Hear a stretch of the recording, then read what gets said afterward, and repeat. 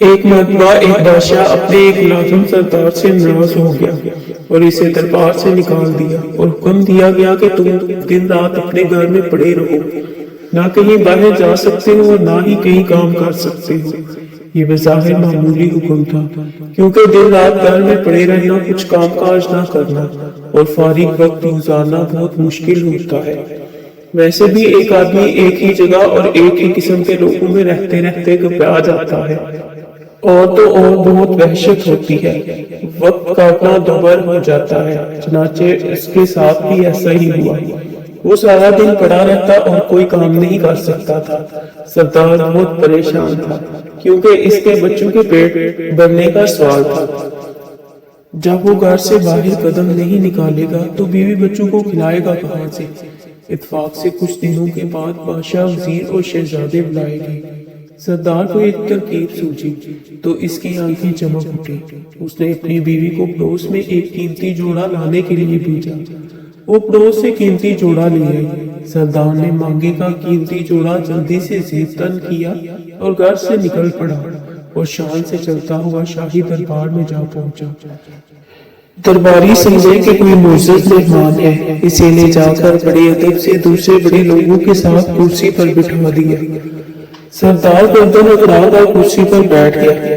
دربار شروع ہوا، جشن کی تمام رسمیں ادا کی گئی اور اس کے بعد دسترخوان پر اعلیٰ قسم کے کھانے رکھے گئے۔ سردار نے بھی ہاتھ بڑھا کر خوب بٹ کر کھانا کھایا اور پھر نظر بچا کر بڑی چالاکی سے سونے کی ایک رکابی اپنے لباس میں چھپا لی اور دربار ختم ہوتے ہی وہاں سے 9 تو 11 ہو گیا اور گھر آ کر بڑے مزے سے سارا واقعہ اپنی بیوی کو سنایا۔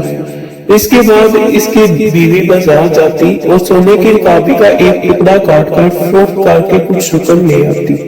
یوں سردار کی زندگی آرام سے گزرنے لگی اور پریشانی دور ہو گئی۔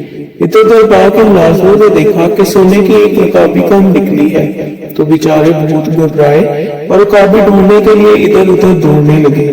بادشاہ نے ان کی حالت دیکھ کر کہا کہ تم سب کیوں پریشان ہو؟ مجھے معلوم ہے کہ سونے کی رکابی غائب ہو گئی اور اب وہ تمہیں نہیں ملے گی۔ مجھے یہ بھی معلوم ہے کہ وہ رکابی کس سے چرائی ہے۔ اگلے سال پھر جشن ہوا اور دربار مہمانوں سے بھر گیا۔ جشن کے اختتام پر مہمانوں کو کھانا دیا گیا۔ سردار اس موقع پر بھی موجود تھا۔ کھانا کھانے کے بعد پھر اس نے نظر بچا کر بڑے اطمینان سے ایک سونے کی رکابی اپنے لباس میں چھپا لی۔ دربار ختم ہوا تو مہمان جانے لگے تو سردار بھی محل کے دروازے سے باہر نکلنے لگا کہ اچانک بادشاہ سامنے آ گیا۔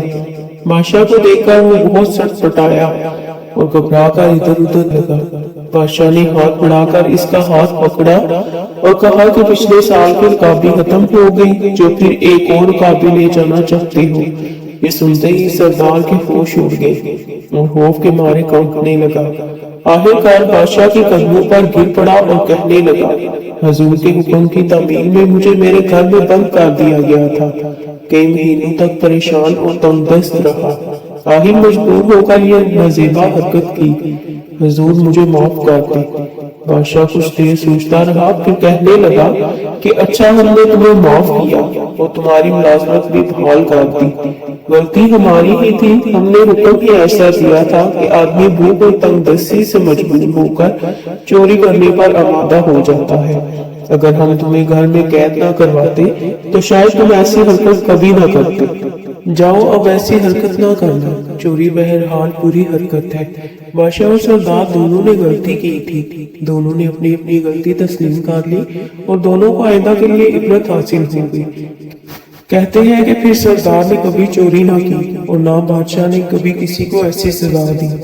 ویڈیو اچھی لگے تو اس ویڈیو کو لائک، شیئر اور چینل کو سبسکرائب کر دیں اور بیل آئیکن کو پریس کر دیں تاکہ ہر آنے والی نئی ویڈیو کا نوٹیفیکیشن آپ کو مل سکے۔